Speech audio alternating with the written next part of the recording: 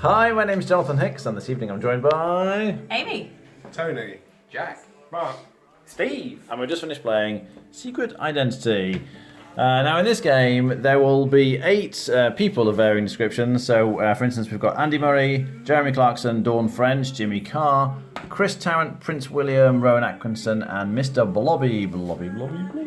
And you are going to get one of these people. So you get randomly given these keys, and on the other side it's number 1. Oh, look at me. I'm Mr. Blobby. And you secretly put it in this little contraption in front of you, if I can get this in. They've got little... Thanks, Steve. Yeah, you sort of slot it in and it closes so that you can't see what the number is when it's slotted in there.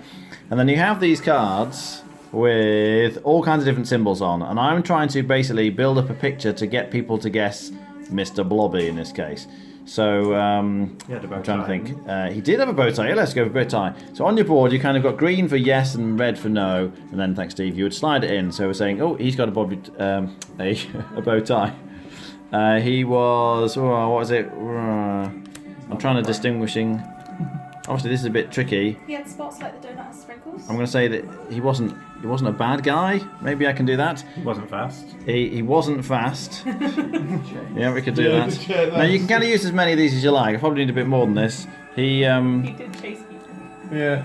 I was thinking, yeah, this one is sort of, Yeah, spotty. yeah, something like that. Anyway, so you make your decision with how many you want to put in, and everyone else does the same, and then you pass them, sort of put it face down and pass it to the person on your left. So I've got a new one.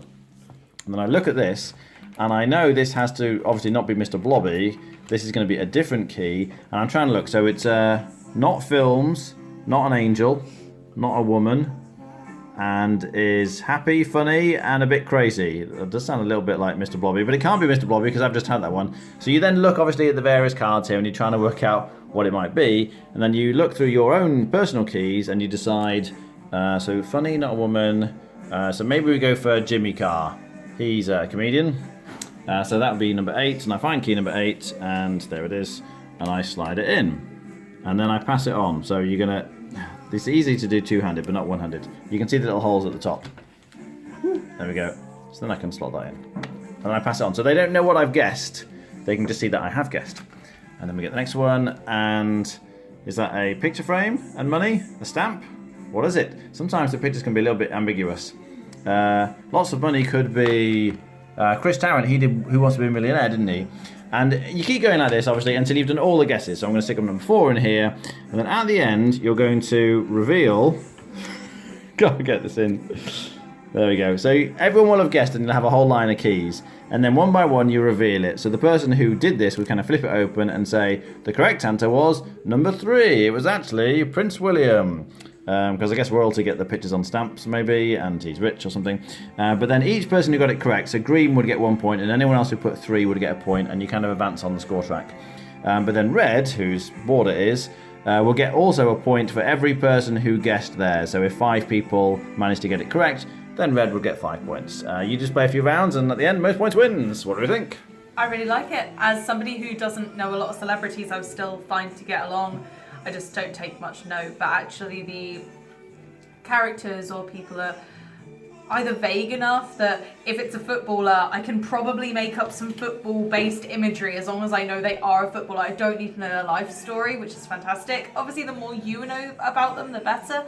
But that doesn't mean your competitors will. So I think the kind of imagery you're given is good enough that you can generally make it work. It's just in this example, the round we just played, there were lots of comedians, so it was difficult to distinguish them, but I thought that was part of the challenge and I enjoyed it. Tony? Yeah, I really like this. I like telestrations, but I'm terrible at drawing, so I always feel a bit, I don't really want to play it sometimes. This is great because you don't have to draw, you've got pictures and cards. However, you could get a really bad hand like I did. And you have no idea. I had Mr. Blobby in the last round, and all I could say was they had a number 1 single, and I had a giraffe somewhere with some spots on it. Nobody got it. No, I'm not surprised anybody would get that from that. But it's really good fun. Just like, and one thing I do like about it, you got your keys and your guesses, and you'll like go, oh well, yeah, that's obviously them. And then you get a board come round and you go, oh my god, I've made a mistake now, and I don't have the right key anymore because I've already used it. So yeah, it's really good fun, great fun party game. It's really solid. Jack? This is fantastic. It's really good to see that when we were playing a game, everyone was laughing and having a good time the whole time. Even if not knowing people as well, it was fantastic with it. There was a difference between we played the first round with only 7 players, and there were 8 options on the board. So you kind of had at least potentially, if you guessed the wrong one, you could just get the blank one. Not too much harm done.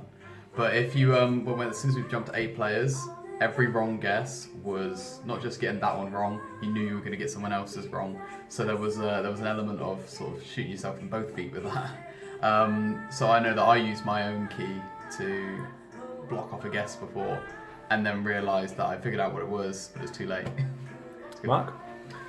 Yeah, so Assaulted Me as Pictomania without the drawing, and that pretty much sums up the bulk of it. You're clearly limited by the cards that you have as images, because they're all different. We don't all get the same set, but that's kind of the fun of it, is the fact that you're kind of done in a lot of the time, and it's meant to make you laugh and make people have fun. I see maybe the one slight negative is, I guess this is UK English leading. I think there are plenty of ones you recognise, but I mean Mr. Blobby, even most people in the US aren't going to pick that up. But past that, yeah, it's fantastic. It is exactly as sold. It's really easy to play. It's really easy to teach. Very hard to fault, to be honest. Steve? I think this is probably the best version of this type of game. Telestration is a bit funny, there's no scoring, but in games where you're scoring it, and like Pictomania is probably the clearest example I've got, this is just way more interactive, way more fun, and like Jack said, it benefits from having the full player count. Doesn't really slow much down with the full player count. The 8th player didn't really slow much down because you're passing these boards around simultaneously. You're just waiting for the slowest person to guess, really. And the best type of thing about this game is putting the wrong key down. You're getting that. Oh no, this is definitely the one that I didn't really know what his was, I guess. And then the error starts compounding if you don't get that clarity moment. If maybe this is this, then your next one it probably was that one. Well, maybe I'll guess this one as well. And then it starts compounding around the table. Even if I had Gary Lineker earlier, so I put a football down, pretty much, and not a woman, and it goes round, but there's no guarantee I'll get full marks because someone could use the Gary Lineker key on someone else, thinking, it's a man who's won something. Gary Lineker, or someone, when it was actually Andy Murray. I just love it. It's great. Rating? 8.5. 9.5 maybe. Oh. Yeah, 9. Yeah, it's definitely the best of this kind of game. I'd say an 8. I'm a drawing fan. I'll give it an 8. Okay. I don't think I enjoyed it quite as much as everyone else, but it is very good. The cards are really nice. There's a nice variety of different icons. They're sort of double-sided, as in you can turn them upside down to get a different picture, and you can also turn them over to get 2 different pictures. So you do have quite a wide selection that you can pick from, and they're all different. So everybody's cards they're using are different. And it's quite nice, like from successive rounds, you start to see the same sorts of cards appear again. If someone wants to convey a sporty reference, you'll see they'll use the same card to indicate sports. So you can kind of base how they've used the cards in the past as to how they're probably trying to use them again in the future, because it wasn't always clear the first round, but after that it becomes a bit more obvious. I prefer the drawing one personally, but I think that's just a matter of personal taste. You can see from the ratings around the table how popular it has been with this group tonight. I personally will be on a 7.5. Alright, thanks for watching. That was Secret Identity.